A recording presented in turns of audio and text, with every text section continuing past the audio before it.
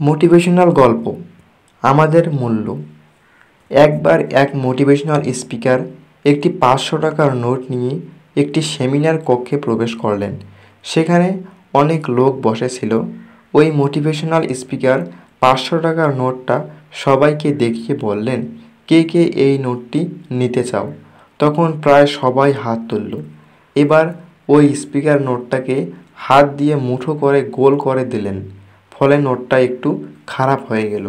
এবার motivational speaker বললেন, এবারে নোটটা কে কে নিতে চাও?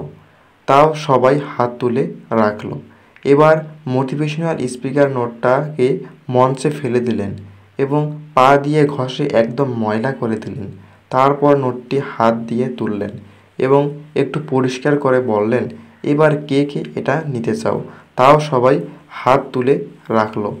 এবার স্পিকার বলতে শুরু করলেন, আজ আপনারা একটা খুব মূল্যবান শিক্ষা পেলেন যে আমি যাই করি না কেন এই 500 টাকার মূল্য কিন্তু একই থাকবে।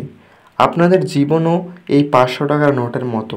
যতই বাধা বিপত্তি আসুক না কেন আপনাদের মূল্যও কখনো কম হবে না।